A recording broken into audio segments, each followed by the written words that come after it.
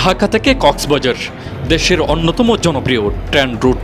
ঈদের ছুটিতে অনেকেই ছুটছেন প্রিয়জনের সাথে সময় কাটাতে বা একটু অবকাশ কাটাতে, কিন্তু সেই আনন্দ ভ্রমণ কখনো কখনো রূপ নেই বিভীষিকায়।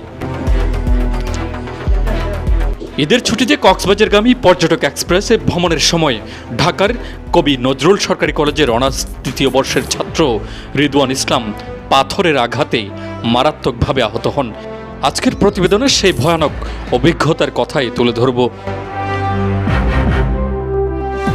পর্যটক এক্সপ্রেস ছিল, ওইটা ঢাকা থেকে যাত্রা করছিল, সেটা 15 মিনিটে। বাদে আমরা দুলাজারা পর্যন্ত আসি, এই যে এখানে হিট করে যেটা আমার এফেক্ট হয়, প্লাস আমার দাঁতের মধ্যে এফেক্ট হয়।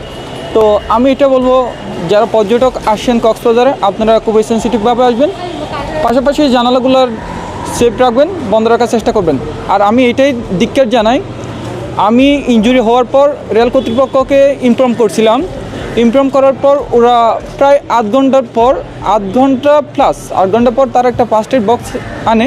ফার্স্ট এড বক্সে যেটা ট্রিটমেন্ট করার মতো কোনো ইনস্ট্রুমেন্টই ছিল না, যেখান থেকে আমি কোনো প্রাথমিক ট্রিটমেন্টও নিতে পারিনি।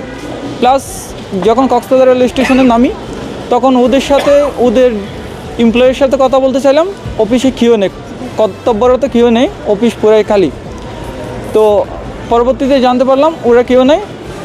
পরে ওদের সাথে মোবাইলের মাধ্যমে কন্ট্যাক্ট করে জানতে পারলাম, ওরা আমাদেরকে এটাই বলছে, আমাদের করার কিছু থাকবে না, আপনারা আপনাদের মতো ট্রিটমেন্ট নেন। আঘাতের পর কাউকে পাশে পাননি রিদওয়ান, কোনো ট্রেনকর্মী সহানুভূতিও দেখায়নি বলে অভিযোগ তার। অবশেষে নিজে এসে কক্সবাজার সদর হাসপাতাল থেকে চিকিৎসা নিয়ে বাড়ি ফিরে যান। স্টেশন মাস্টারকে ফোন করে বক্তব্য নেওয়ার চেষ্টা করে হলেও তিনি ফোন রিসিভ না করায় বক্তব্য নেওয়া সম্ভব হয়নি। এটি কোনো বিচ্ছিন্ন ঘটনা নয়, এর আগেও বিভিন্ন সময় ট্রেনে পাথর ছোড়ার ঘটনায় বহু যাত্রী আহত হয়েছেন, কিন্তু কার্যকর ব্যবস্থা আজও অধরা।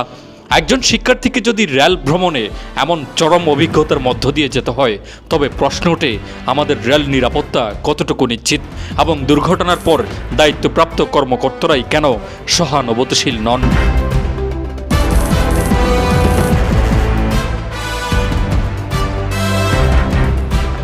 এ প্রশ্নের জবাব সময় মতো না পেলে হয়তো আরও অনেক রিদওয়ান পাথরের শিকার হবেন। রেলপথ শুধু যাত্রা নয়, এটি নিরাপত্তারও প্রতীক, কিন্তু সেই প্রতীক যদি আর বিশ্বাস জাগায় না, তবে ভ্রমণ আর স্বস্তির থাকে না।